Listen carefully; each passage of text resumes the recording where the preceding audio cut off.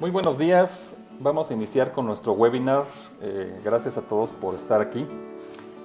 Eh, yo soy Ernesto Riestra, director de tecnología de Metagrafos, y en esta ocasión vamos a hablar de pues algunas de las cosas que nos resultan más interesantes en términos de la capacitación en las empresas y que tienen que ver con, pues obviamente, tecnologías de capacitación, con plataformas como Jira. Jira es una plataforma que hemos desarrollado en Metagrafos y que pues tiene una aplicación en una gama muy amplia, desde un individuo que quiere montar un contenido, un curso y compartirlo con un grupo, con una comunidad de aprendizaje pequeña, hasta un corporativo que quiere establecer una nueva lógica de capacitación a través del aprendizaje social y de la integración de diferentes tecnologías.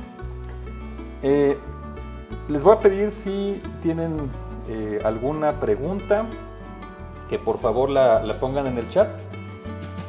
Al final de la presentación vamos a leer todas las preguntas y a tratar de contestar la mayoría de las inquietudes que surjan, una por una.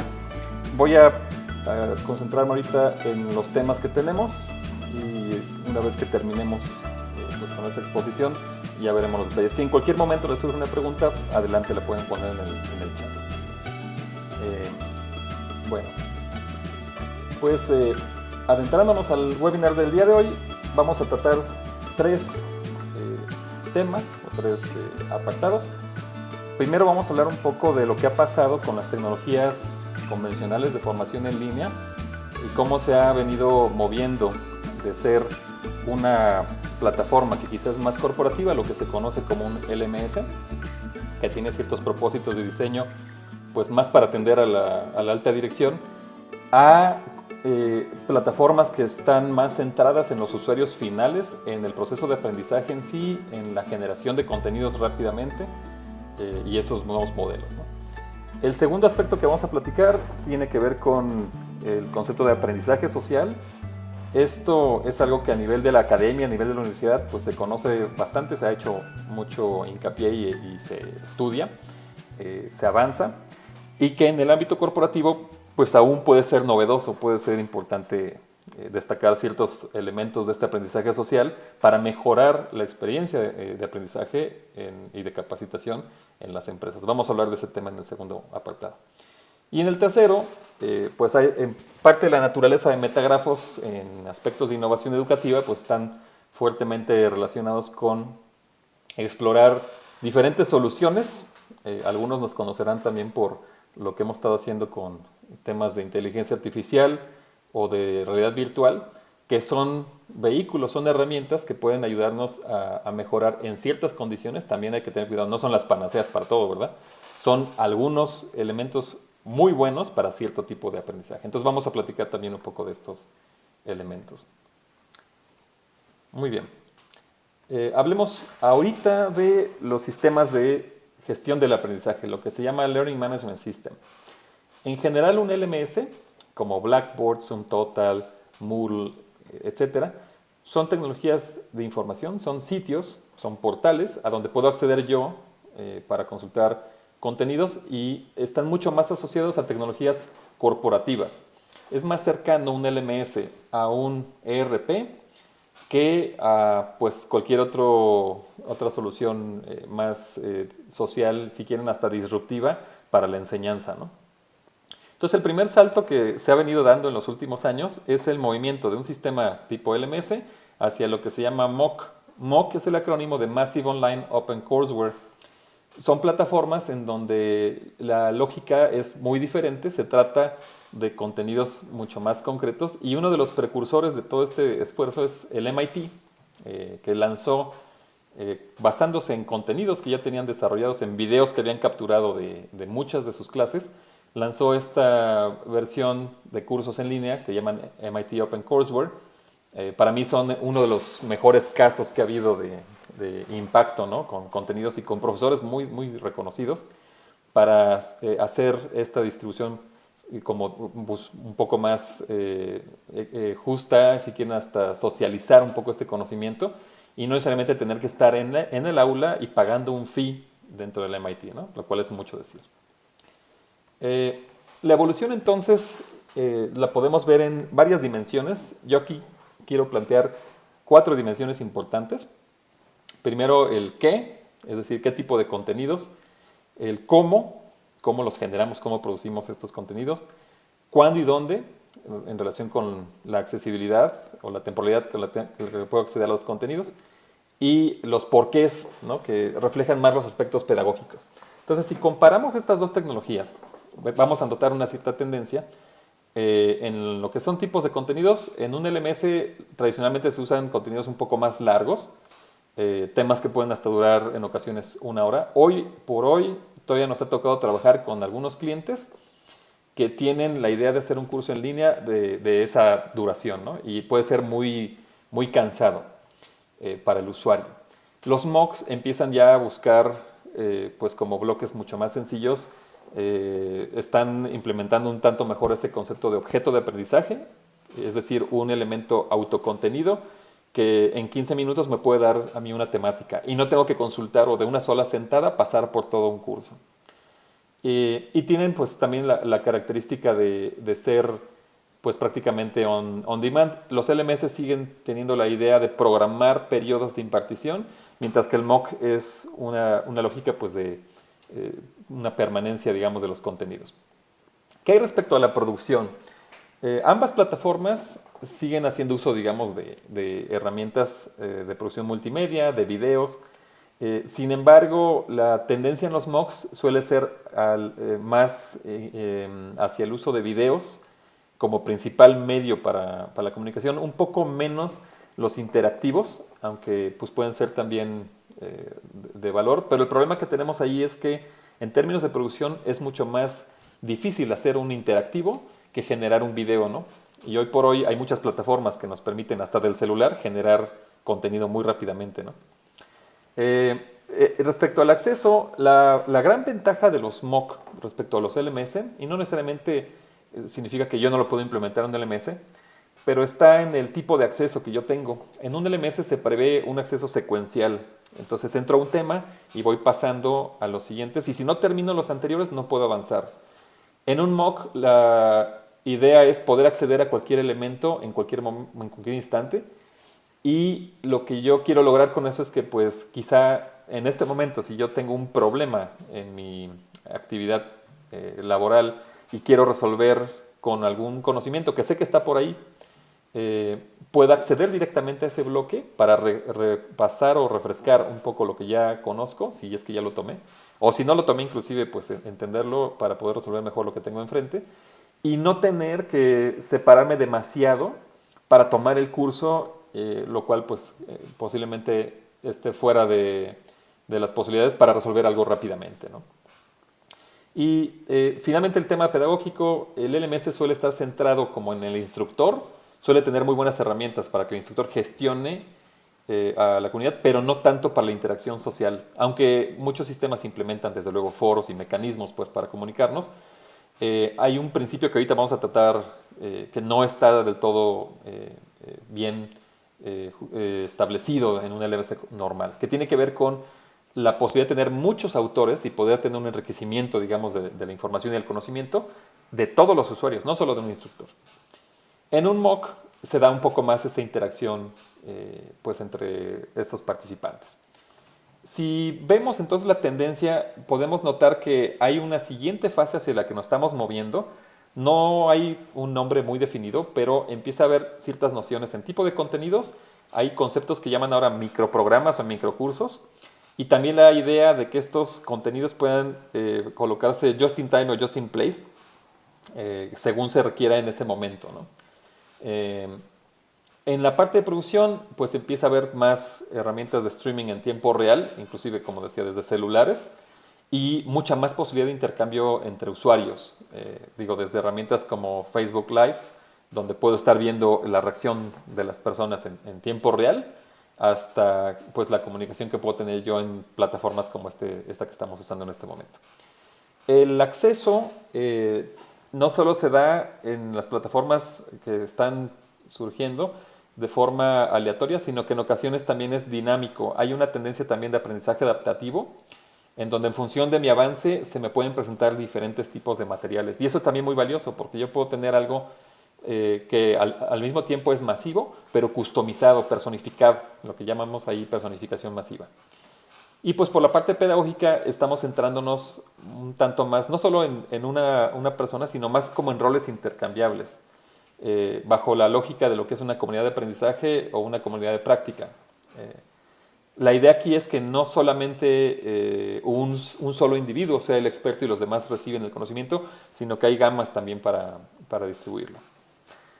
Si tocamos un poquito el tema de producción de contenido, aquí hay una matriz en la cual podemos también distinguir estrategias diferenciadas para producir el contenido, que esto es muy importante.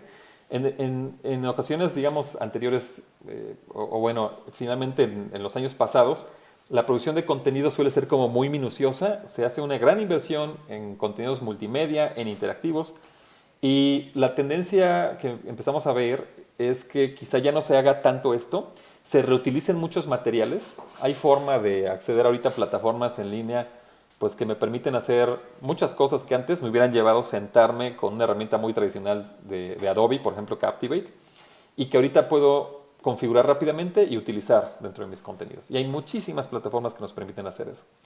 Entonces, una de esas dimensiones es el costo de producción asociado a un contenido. Y hay otro aspecto también que establece una dinámica para la producción de contenidos, que es la actualización de estos mismos contenidos. Si yo tengo ciertas temáticas que son bastante permanentes, por ejemplo, vamos a ejemplificar ahora para poder ver un poco en estos diferentes cuadrantes qué tipo de casos podemos encontrarnos, puedo darme cuenta que, por ejemplo, temas de ciencia básica, matemáticas, física, pueden tener un alto costo de producción, pero no se actualizan demasiado. Y eso es una ventaja porque entonces estoy en un cuadrante correcto, ahí puedo dedicarle un buen nivel.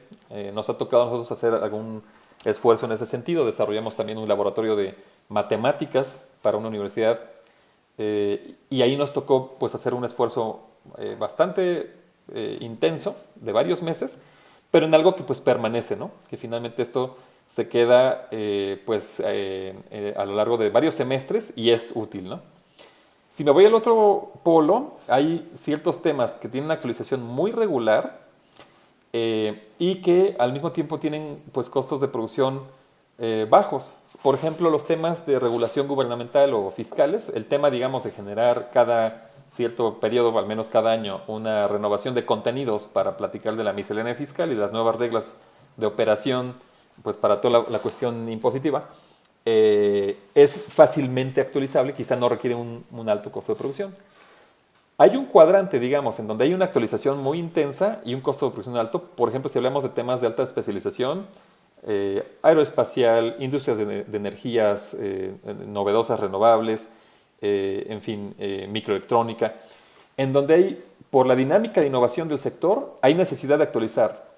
Y al mismo tiempo, por ese nivel de especialización, pues quizás se justifica el hacer una inversión muy intensa en mis contenidos. Quizá también está el sector petróleo, donde pues, los costos de los equipos son tan elevados que yo no tengo ningún problema en generar materiales, incluso algunos muy, muy costosos, o hasta simuladores para que físicamente pueda yo entrenar a las personas que están a cargo de un proceso de perforación en una plataforma petrolera, por poner un ejemplo. Y bueno, está el otro cuadrante de poca actualización y un costo de producción moderado, en ciencias de administración, en temas también de nuevos modelos de negocio, metodologías y paradigmas que pues tienen cierta permanencia, digamos, y que al mismo tiempo puedo generar yo pues, estos contenidos quizás sin demasiados recursos multimedia. Entonces, bueno, esta es una herramienta útil para tomar decisiones al interior de las organizaciones en cuándo y cuánto, en algún momento, tengo que invertir en cierto tipo de capacitación. Ahora, la tendencia obviamente es a la producción ágil de contenidos, ¿no? Por ahí ya vio la pregunta de Armando, ya vamos a mencionar algunas de las plataformas que son muy interesantes para esa generación de contenidos multimedia, pero uno de los drivers principales para poder tener mayor impacto en la producción de contenidos, pues está en la generación más rápida de estos mismos contenidos. Obviamente que pues también hay que considerar la adquisición, en la medida en que sea posible contar con proveedores de contenido ya desarrollado que puedo yo utilizar, pues eso también puede ser una ventaja. No siempre se puede hacer, casi siempre hay también procesos internos en las organizaciones, pues que demandan la producción incluso interna, en ocasiones hasta confidencial de ciertos procesos, ¿no? Hay ciertos dilemas entonces en la producción de contenido. Aquí hay 4 de estos posibles dilemas. Entre más frecuentemente actualizo contenidos, pues el costo se reduce. Es decir, tengo que reducir el costo de las actualizaciones, por lo tanto el esfuerzo de producción tiene que ser mucho más acotado. Cuando yo tengo ámbitos de conocimiento donde no necesito actualizar tan frecuentemente, quizá puedo hacer mejores o más amplias inversiones en la producción de esos contenidos. Sé que van a permanecer y por lo tanto son inversiones que no se van a descartar al paso del tiempo. En segundo lugar, un mayor impacto en usuarios también justifica una mayor inversión en los contenidos.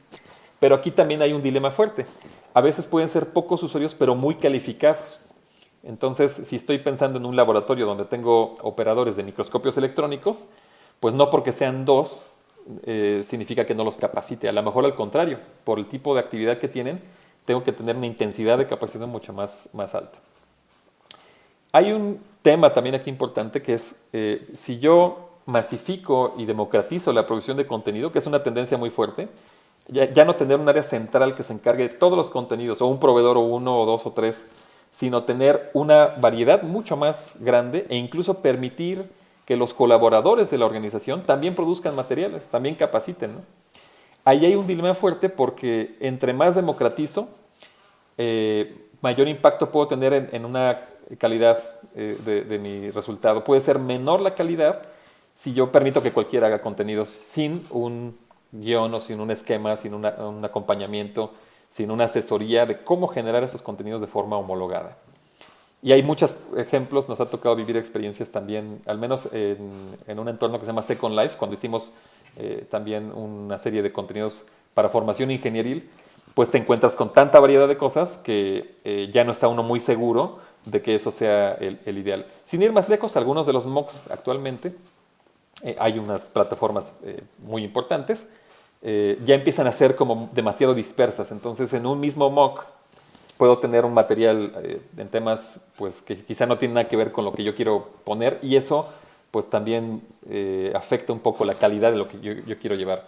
Justo aquí mencionaría que un tema de Yale importante es que permite tener en un solo lugar las temáticas de lo que a mí me interesa, ¿no? Es como mi propio MOOC configurable y no tengo por qué estar al lado de un curso que no sea relevante para lo que yo quiero presentar, lo cual ayuda a esa calidad. Democratiza por un lado la plataforma porque es muy accesible Yale para los usuarios y los autores de contenido, pero no impacta en la calidad. Puedo mantener siempre una imagen, una identidad y una serie de cursos, ¿no? Y el otro dilema importante es que esa centralización de los roles de producción dificulta la actualización. Justo en Yale estamos lanzando un nuevo feature que tiene que ver con distribuir los roles de una mejor manera y tengo administradores y tengo autores de contenido.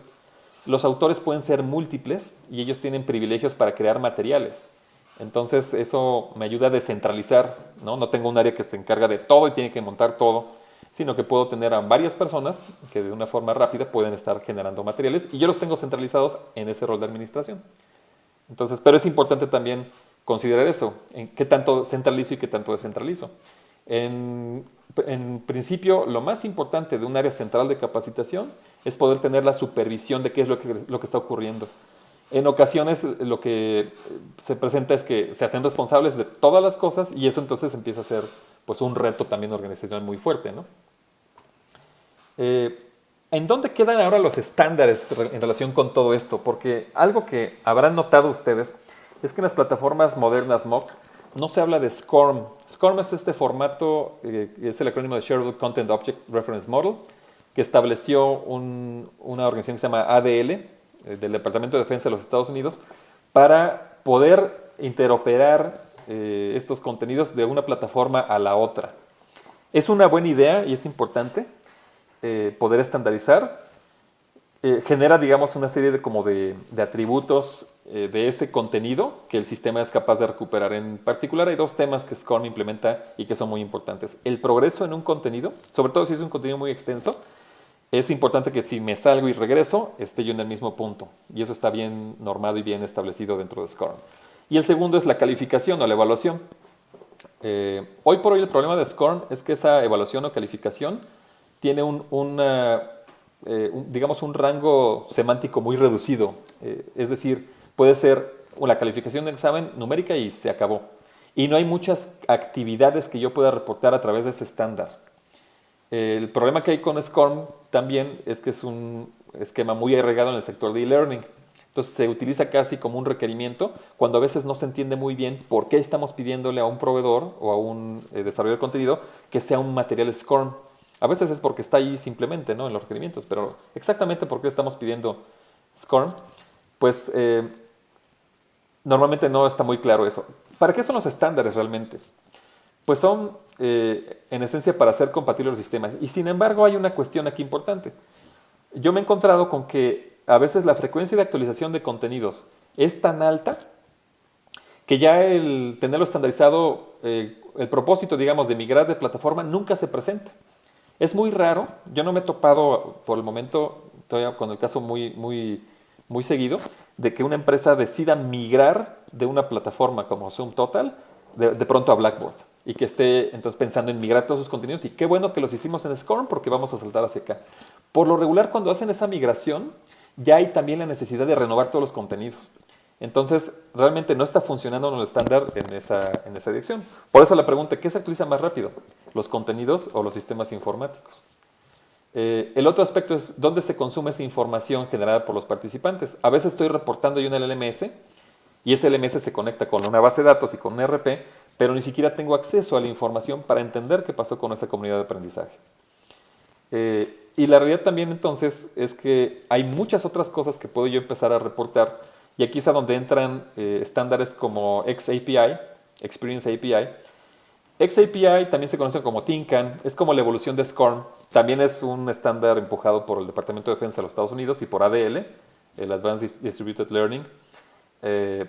Y es una especie de sistema, de hecho no tiene que estar montado en el LMS tal cual, puede ser un sistema independiente y me sirve para registrar muchas más interacciones. Quizá más adelante podamos también hacer un webinar para platicar más de XAPI y qué estamos haciendo en Jira para implementarlo. Pero nos permite entonces registrar cuestiones no solo muy específicas de la interacción con la plataforma, sino de pues, qué es lo que hizo el usuario, si interactuó con otro compañero, si resolvió algún tema, no solo en la plataforma, a lo mejor hasta de forma presencial o en alguna práctica. Me permite reportar en general todas las cosas que ocurren en el sistema. Es un sistema más como de analytics, más que ser un estándar. Y tiene entonces la utilidad, pues como muchos sistemas informáticos en la actualidad, de darme información, darme conocimiento, me genera muchos más eventos que lo que un Scrum tradicional y a través de herramientas analíticas puedo entender mejor ese grupo de aprendizaje, esa comunidad o el progreso en general que tiene el proceso de aprendizaje en la organización. Entonces ya hablaremos también de XAPI quizá en alguna otra ocasión con más detalle, ¿no? Ahora, voy a abordar el tema del aprendizaje social a continuación porque está asociado con estas nuevas formas en las que nuestros participantes en un curso interactúan. En una comunidad de aprendizaje, que es un concepto también que ya tiene un tiempo flotando, se asume al instructor, si lo comparo con el modelo tradicional, que hay un instructor a veces hasta en una tarima y los demás están simplemente escuchando, aquí el instructor se convierte en un facilitador que lo que hace es mover al grupo a indagar cuál es la verdad respecto a algún tema. Entonces no existe ya una perspectiva absoluta y irrebatible, sino que existe más bien una búsqueda conjunta. El origen también de la comunidad de aprendizaje pues, se da en los ámbitos académicos y de investigación. Entonces se le puede conocer también pues, bajo una perspectiva pues, como de búsqueda de ese conocimiento.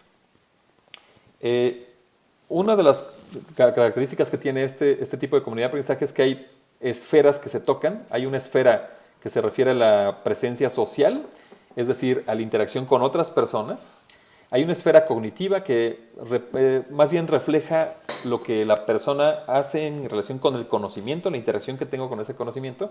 Y hay un rol de ese facilitador que es como una presencia de un instructor o de un profesor, pero que en general pues, juegan diferentes roles e interacciones. Por ejemplo, la combinación entre la presencia o la interacción con el conocimiento y el instructor establece un tanto el contexto de los contenidos, ¿no? Y está asociado a la producción de esos contenidos. O sea, el instructor o el facilitador va a estar allegándose de elementos de materiales, de documentos, de videos producidos por él o por otros para ampliar esa capacidad de conocimiento a disposición, digamos, de la comunidad. Igualmente, la relación entre los participantes en un curso bajo esta lógica y un instructor o un facilitador, pues establece un clima también o un ambiente en el cual se da esa interacción social. Es como muy interesante.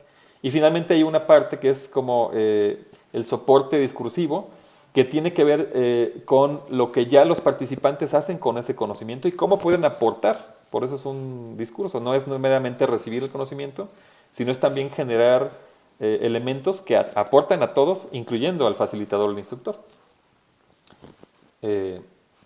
Bien, un concepto importante entonces que surge aquí es la de validación entre pares.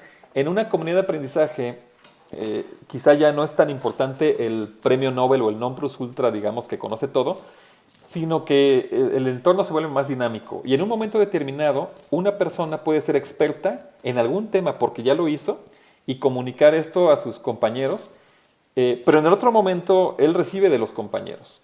Entonces se empieza a dar como una especie de microaprendizaje que en un ejemplo que a mí me encanta es pues también una fuente importante de consulta. Stack Overflow para mí es como la primera fuente a acudir cuando tengo un problema de programación.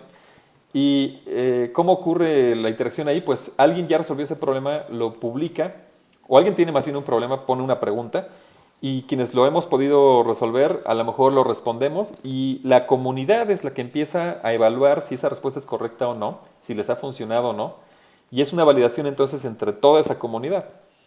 Ya no hay entonces una carrera profesoral de años para que yo pueda decirle a alguien cómo resolver un problema, sino basta con que yo tenga un ámbito de conocimiento y una experiencia práctica para poder compartir con los demás.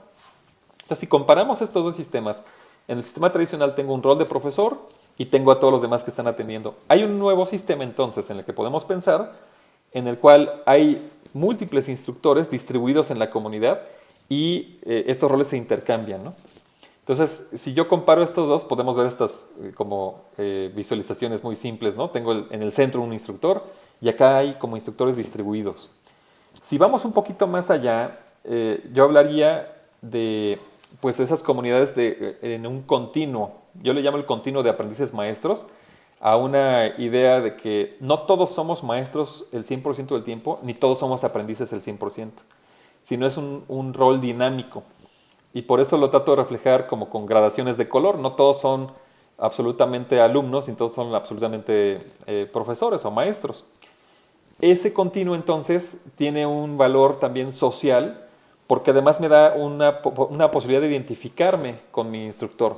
Y aquí les pongo un ejemplo. Si yo traigo un premio Nobel en temas de metalurgia a dar una sesión a un equipo de desarrollo de producto que está haciendo algo que requiere ese conocimiento, la sensación que va a generar es, pues él conoce mucho, pero yo nunca voy a poder ser como él. Me falta muchísimo y a lo mejor en algún momento me desconecto y ya ni siquiera pongo atención. Si en cambio quien me está dando el conocimiento es ligeramente más adelantado que yo, a lo mejor por unos pocos meses, ¿no? Pensando en tecnologías de industria 4.0, lo que es Internet of Things. Hay plataformas que están surgiendo que a lo mejor tienen pues ni siquiera un año de haber surgido, y entonces los expertos que nos encontramos pues tienen 6 meses trabajando con esto. Eso es más que suficiente para que tengan un nivel de conocimiento que compartir con los demás. Entonces el experto ya no tiene una necesidad de una carrera de años, ¿no? Más bien requiere la interacción con el grupo y la aprobación de alguna forma de ese grupo en función de que el conocimiento pues resulta valioso, o el acompañamiento del grupo también. Si yo tengo ese intercambio de roles, llegará un punto en que aprenda yo más de ellos de lo que yo puedo estarles enseñando, ¿no? Bueno, el tercer aspecto que vamos a tratar es el de tecnologías de información. Un poco en el contexto de esto, de lo social, nos vamos a enfocar en este tema a dos de las capas que veíamos en la evolución de estas plataformas de aprendizaje. La que se refiere al tipo de contenido y la que se refiere a los accesos. Hay una cuestión también importante respecto a lo que vamos a platicar acá. Mucho de lo que es el aprendizaje social pues tiene un acompañamiento muy fuerte de las plataformas. Y como algunos sabrán, redes sociales como Facebook han hecho también esfuerzos en la parte de mayor conectividad entre las personas, y uno de esos esfuerzos va por la línea de la realidad virtual. De hecho, Facebook acaba de adquirir hace, creo que ya como unos 2 años, la plataforma Oculus Rift, este visor pues, que tiene una de las características más favorables para su incursión al ámbito corporativo, a mi parecer, y pues habla de que la experiencia social ya no va a ser tan en la línea, en red o en el celular, sino posiblemente mucho más rica en cuanto a posibilidad de comunicarnos con las personas. Podemos ver un avatar, podemos a lo mejor ver sus emociones, sus expresiones, ¿no? Y eso pues va acompañado de como esa mayor, como ancho de banda pues en nuestros sentidos. Entonces bueno, por eso tanto realidad virtual como el aspecto de inteligencia artificial, que también vamos a platicar brevemente, en lo que son los chatbots, pueden ser aspectos en donde las tecnologías van a impactar muchísimo en la formación. Si vamos al aspecto de realidad virtual, ya desde hace mucho tiempo, esta es una referencia, un párrafo que habla un poco de la visión, así del sueño de tener realidad virtual. Y aquí establece una idea, que es, imagínense un cirujano que está practicando un procedimiento quirúrgico en un paciente humano realista, que está aprendiendo todos los errores y todas las dudas que le surgen hasta que puede hacerlo de forma perfecta.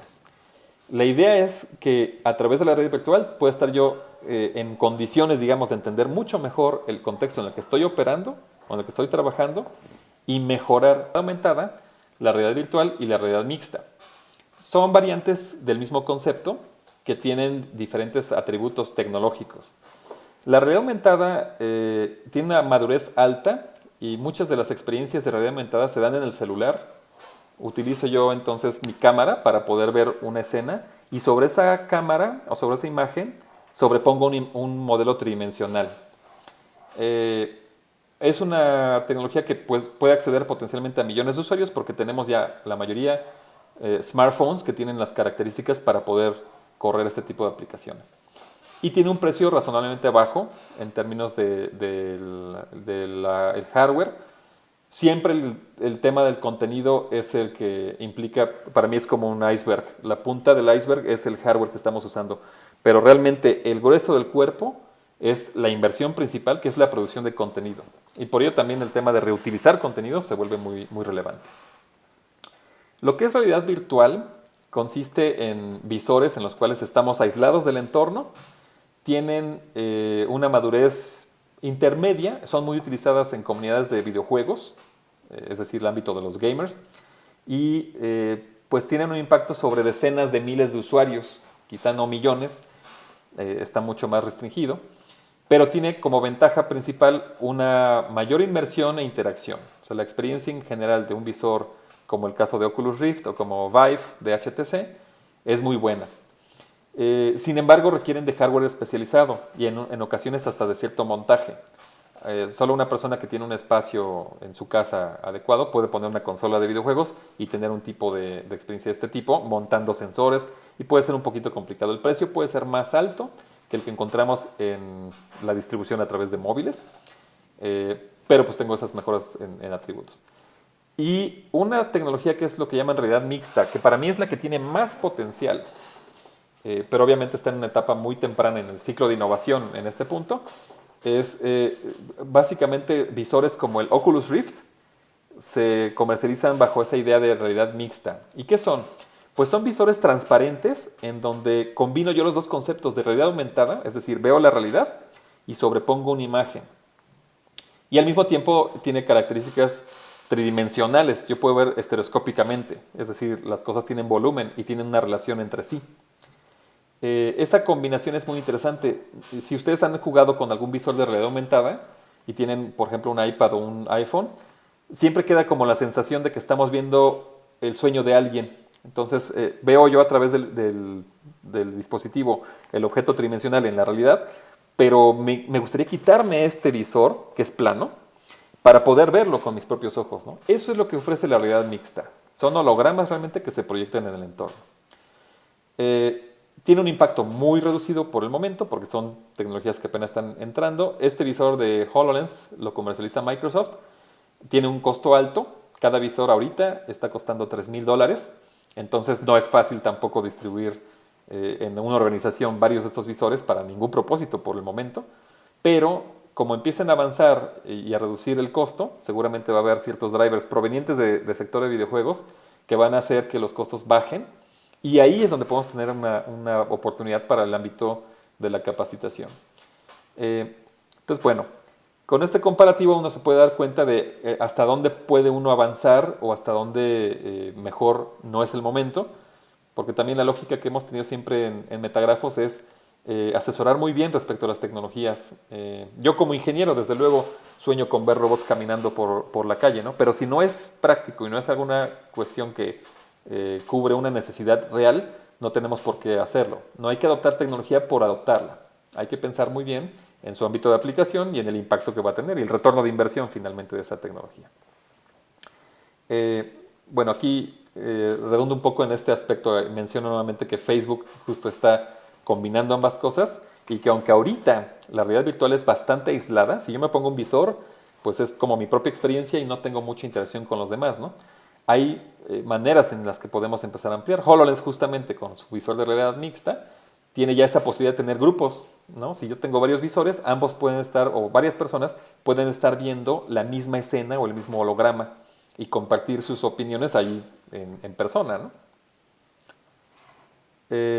También hay ciertos módulos que a través de modelos tridimensionales me permiten colocar contenidos dentro de Jira. Aunque la realidad virtual se está manejando más en aplicaciones customizadas, la realidad es que cada vez más podemos integrar con plataformas. Y una forma de integrar es a través de contenidos HTML. Por ejemplo, Jira tiene un módulo para cargar HTML y puedo yo generar un contenido tridimensional a través de esta plataforma que se llama Sketchfab. Sketchfab es una especie de sitio en la nube donde puedo yo cargar modelos y puedo también animarlos, puedo tener múltiples puntos de vista y tienen la posibilidad también de, si tengo un visor de realidad virtual, ser proyectados a través de ese tipo de visor. Todo esto reside en el mismo entorno de Jira, entonces no tengo que salir a una aplicación externa, puedo estar ahí mismo avanzando en mis contenidos y si tengo un elemento que quiero presentar de este tipo, lo puedo integrar. Bien, el otro tema que no solo está cambiando lo que está pasando en educación, pero en general en todo el mundo, y es muy relevante, es el de inteligencia artificial. Es una revolución que puede cambiar dramáticamente los perfiles de trabajo de todos nosotros. De hecho, se habla mucho en medios y hay muchas publicaciones que hablan de la transformación del trabajo en función de estos agentes inteligentes o de estos, pues, finalmente, bots, ¿no? Que pueden aparentar ser personas o ser humanos prácticamente. Una de las tendencias muy fuertes de inteligencia artificial está en los asistentes personales o los chatbots justamente. ¿Qué es un chatbot? Pues es un programa que se comunica a través de un canal que puede ser WhatsApp, Messenger de Facebook o cualquier otra herramienta de mensajería y que entonces puede tener una interacción a través de lo que se conoce como lenguaje natural. A diferencia, digamos, de un sistema donde yo a lo mejor tecleo un número para que me dé un diferente menú, en el caso de un chatbot puedo yo decirle las cosas como se me vienen a la mente y me va a entender y va a poder interactuar conmigo. El caso aquí también interesante que está en este párrafo tiene que ver con Jill Watson. Jill Watson es un asistente que generó un profesor en Georgia Tech justamente para funcionar como alguien que le recordara a los estudiantes cuando tenían que entregar una tarea o resolverles algunas preguntas muy sencillas. Y entonces fue una especie de como de asistente de profesor automatizado, ¿no? Con inteligencia artificial. Esto, pues bueno, empieza cada vez más a penetrar en varios ámbitos. Nosotros, de hecho, hemos estado trabajando también dentro de Jira en un concepto que le llamamos JiraBot. Si yo tengo mis contenidos ya estructurados, la idea es que puedo accederlos también a través de un chat en un celular. Tenemos ahorita un ejemplo también que nos enseña a hacer un bot en Facebook, así mismo. Es un poco recursivo, pero nos encantan ese tipo de elementos. Y la idea entonces es ¿Qué pasa con el chatbot? ¿Por qué es tan interesante y por qué a mí me entusiasma mucho esto? Porque a veces cuando entramos a un sitio en línea a aprender por nuestra cuenta, nos sentimos solos. Necesitamos a alguien que nos lleve de la mano. Y echamos de menos al profesor o al asistente o a quien estaba de forma presencial para preguntarle cosas o para pedirle por favor que vaya más lento o que si podemos ver este otro tema. Entonces, la idea de tener esta conversación, hay que reconocer también que el chat se ha vuelto una herramienta de comunicación muy importante. De hecho, hoy en día los sistemas de chat rebasan ya más del 50% de las interacciones que tenemos nosotros en nuestro celular. Ya no hablamos tanto como mandar mensajes. ¿Y qué podemos lograr entonces con JiraBot? Pues que ese contenido que ya está establecido en mi plataforma se vaya administrando también en una conversación. Si tengo un video que consultar, si tengo un documento, el mismo chatbot me lo puede dar. Y si yo en ese momento a lo mejor ya no quiero continuar, pues me salgo y la conversación permanece. Y en el momento en que yo regrese, continúo donde me quedé. Entonces es una especie como de vehículo donde ya no tengo pues el efecto abrumador de tener todos los elementos de una plataforma online y tengo un asistente que me está ayudando a aprender. Por eso es pues una tendencia muy importante y la estamos comentando aquí como una de las tecnologías pues a poner atención y nos interesa a nosotros desde luego y la estamos también desarrollando para nuestra propia plataforma. Para terminar un poco la presentación, hay que hacer notar, y pues todos los que estamos involucrados en los temas de capacitación constantemente tenemos que estar comunicando esto, el e-learning en las empresas incrementa la productividad en un 50%. Estos son datos provenientes de un informe de IBM, de Value of Training. Y también, noten esto, el retorno de inversión puede ser muy alto. $1 invertido en e-learning puede tener un 30 veces retorno en productividad. $30 me regresan en productividad. Entonces, es reconocido, pues es algo pues fácilmente confirmable que el impacto justamente que tenemos en esta capacitación puede ser muy alto para las empresas. Finalmente quiero aprovechar también este webinar para compartirles una promoción que acabamos de plantear justamente para el mes de junio. Para las cuentas de Jira Premium estamos estableciendo para este mes un 40% de descuento en contratación anual.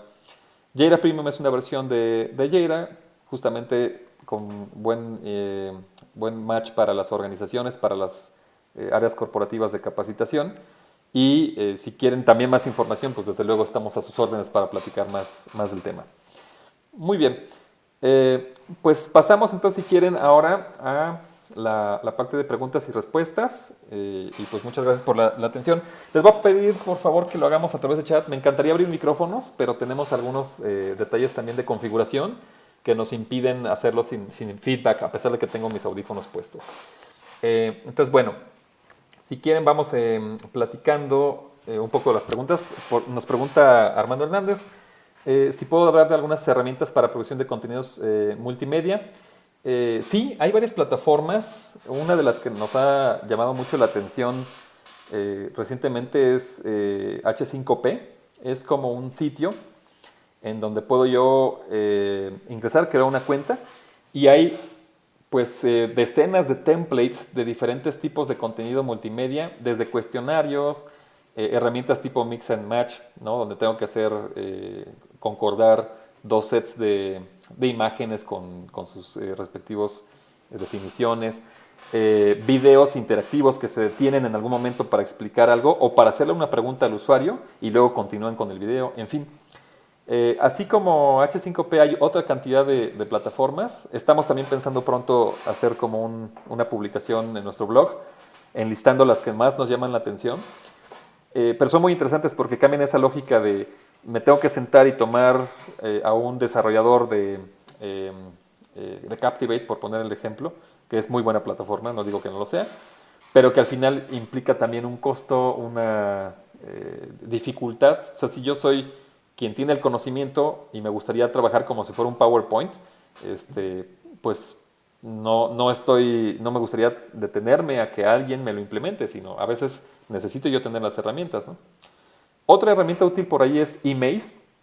Emaze justamente permite convertir un PowerPoint normal. Yo hago mi PowerPoint, pongo los elementos que yo quiera y luego me lo llevo a esta plataforma y lo puedo distribuir como contenido HTML5. Entonces también tiene la posibilidad de distribuirse en móviles, en tabletas, en desktop, etcétera. Tiene esas ventajas, ¿no? Y en general, bueno, temas como lo de Sketchfab que veíamos, hay muchos elementos que se integran fácilmente a través del módulo de embed como HTML directamente. Hace tiempo uno de los clientes que teníamos dentro de Jira hablaba de temas de enseñanza de idiomas y nos decía, ¿qué puedo hacer yo para poner un audio? No teníamos un módulo de audio implementado, pero encontramos que a través de SoundCloud, que es una plataforma también para, sobre todo para músicos y para podcasts, puedes colocar ahí tu pista de audio y los demás pueden hacer menciones también en la línea de tiempo con comentarios. Está muy interesante lo que hacen en SoundCloud, pero también tiene un módulo de embed que me permite, ya que está el contenido, integrarlo en mi guión, en mi lista, ¿no? Entonces, pues en efecto, hay muchísimas oportunidades y quizá hay que estar muy atentos también a qué más surja, ¿no? Bien, me pregunta Dan Calputitla, ¿qué estándar recomiendo? Nosotros nos estamos moviendo de forma decidida lejos de SCORM. El problema de SCORM es que pues tampoco es una panacea y siempre nos implica una capa adicional de programación. Si yo ya tengo mi contenido, a lo mejor está listo, pero tengo que conectarlo todavía en cuanto a producción y eso no es tan sencillo, no es tan accesible. Lo que yo creo que va a sustituir a SCORM es XAPI, Experience API. Se los voy a poner aquí, es XAPI. Y que es esa plataforma como de interacciones más puntuales. Es un estándar, está establecido como un estándar, aunque no tiene la misma forma que tiene SCORM. Es decir, mis contenidos sí tengo que establecer cierto nivel de programación, pero puede ser mucho más flexible. Está basado también en paquetes de comunicación ya por la parte técnica que se llaman JSON, que son muy legibles y que establecen un actor, un verbo y un objeto. Como por ejemplo, Ernesto impartió un webinar y ese evento se registra, se genera un timestamp y se puede después analizar dentro del volumen de datos que se generan, ¿no? Entonces, les diría, hay que poner atención a ese estándar. Muchas de las plataformas y herramientas de producción de contenido ya lo están implementando. Y pues a nosotros también nos interesa mucho que dentro del contexto de Jira tengamos también ese tipo de sistema de reporteo. Bien, pregunta de Marimar Flores. Hola Ernesto, ¿qué características consideras que debe tener un contenido relevante rumbo al 2020 que estaremos con 5 generaciones laboralmente activas? Esa es una pregunta súper relevante porque tenemos por un lado el empuje de la generación que llamamos millennial. Algunos podemos ser inmigrantes de la generación millennial, no tenemos por qué estar tan al margen, pero en general la gran diferencia es como ese dominio de la tecnología. Mi sensación es que tenemos que estar, para mí lo más importante es como el diseño de experiencia de usuario, porque eso considera no meramente la herramienta y el contenido multimedia y tal, sino el compenetrarnos con la persona que está usando ese contenido. Y pensar en que no todo tiene que ir por un canal tecnológico digital. También tenemos que pensar en esos canales tradicionales, desde poder imprimir un documento y tenerlo en las manos, hasta tener interacción presencial. Yo creo que una de las cuestiones importantes es poder ya deshacernos de online como un apelativo. O sea, ya hay capacitación y la capacitación se da en diferentes canales y punto. El modelo de Blended Learning a mí me parece como muy interesante también, porque es, aunque ahorita todavía se le llama Blended, pero es lo que creo que va a ser el futuro de la capacitación, donde vamos a tener mucha interacción entre personas. Eso lo hemos venido perdiendo un poquito y creo que viene de regreso. Y eso es la manera en la que creo que también podemos trabajar con esas generaciones, desde los baby boomers que quizá están más acostumbrados a la acción de verdad y al estar presentes y al hacer preguntas, y pues quizás sean compatibles también con este tipo de formatos, ¿no? Entonces, bueno, espero que con eso haya respondido tu pregunta, Mariana. Y tenemos una pregunta aquí, Camilo Silva, desde Facebook pregunta si este video estamos transmitiendo mediante Jira. No, estamos transmitiéndolo con una plataforma de screencast que se llama, si alguien me ayuda con el nombre, es muy buena plataforma, está interesante, pero más bien voy a hacer una aclaración. Jira, OBS, muchas gracias. Sí, OBS es una plataforma open source o abierta para transmisión de streamings. Jira en realidad no tiene ninguna herramienta propietaria de webinars o de screencasts o de videos, sino que más bien es un integrador de diferentes canales. Podemos trabajar con videos que están en YouTube o en Vimeo. Podemos integrar YouTube Live también. Esa es una forma de utilizar el recurso de video muy interesante, porque yo puedo crear un screencast que se transmite en vivo en YouTube, y cuando termino de transmitir, en automático ese modelo se convirtió en un video y ya queda dentro de mis contenidos, ¿no? Y sí, Click Meeting es lo que estamos usando para el webinar en sí, y también tiene esa posibilidad de integrarse como contenido. Yo puedo generar con el embed, puedo generar el evento. Entonces en mi lista de contenidos puedo tener diferentes materiales y puedo tener ahí, va a haber un webinar en tal fecha y aquí tengo las ligas. La gente accede al webinar a través de Jira, no tiene que irse a ningún otro lado. Ahí mismo están todos los elementos. Pero la clave es esa. Jira se mantiene ligero en la medida en que no tiene una solución que trate de replicar lo que ya está allá afuera. Reutiliza mucho de lo que está y que usamos.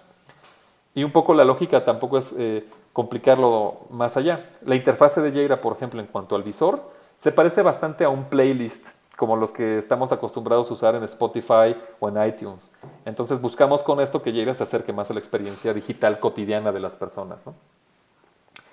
Muy bien, si alguien tiene alguna otra pregunta,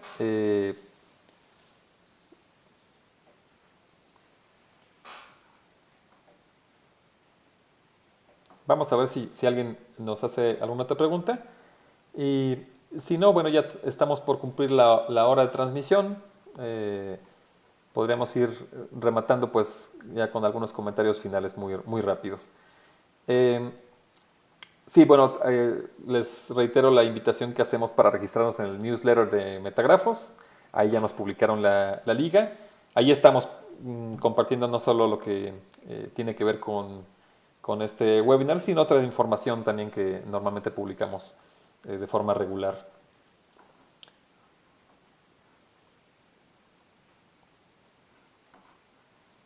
Muy bien. Sí, la información de los otros webinars se está acumulando en nuestro canal de YouTube. Va a estar disponible también, seguramente podemos poner alguna entrada o distribuirlo a través de la lista de distribución de nuestro newsletter. Pero bueno, vamos a buscar también crear algún punto en donde podamos consultar toda la información. Sí, me pregunta Roberto Vivero si podemos hacer un acceso ahorita a la plataforma de Jira y visualizarla en este momento. Sí, déjenme ver si puedo hacer aquí el escritorio compartido. Si no, es muy sencillo. Si no, pueden ustedes también acceder. Tenemos algún sitio de demo e incluso podemos compartirles también la información si nos mandan un mensaje de correo para que puedan ustedes no solo ver cómo es como usuarios, sino también crear contenidos y explorarlos. Creo que eso sería lo mejor también para compartirles a quienes asistieron al webinar este tipo de acceso. También los instaría pues a que abran una cuenta en Jira Trial. Los trials duran 15 días y creo que es suficiente también para que ustedes puedan explorar las características de la herramienta. Así que eso no tiene ningún costo, no tienen que establecer ningún dato de tarjetas de crédito, ni mucho menos, y pueden consultar entonces, ver directamente la información. No sé si eso te agrade, Roberto, quizá podemos tenerte también en una de las cuentas trial para que explores, veas cómo funciona. Muy bien. Pues bueno, si no tenemos otra pregunta, pues me gustaría terminar el webinar. Nuevamente agradecerles, nos entusiasma mucho el poder estar compartiendo a través de esas herramientas, pues esto mismo que predicamos, ¿no? Que es cómo usamos plataformas pues para este tipo de eventos. Y pues nuevamente me reitero a sus órdenes. Yo soy Ernesto Riestra, director de tecnología en Metagrafos, y pues seguiremos en estos eventos. Esperen nuestro nuevo comunicado para algún otro seminario, webinar que hagamos para tratar algunos otros temas. Muchas gracias a todos y que tengan muy buen día.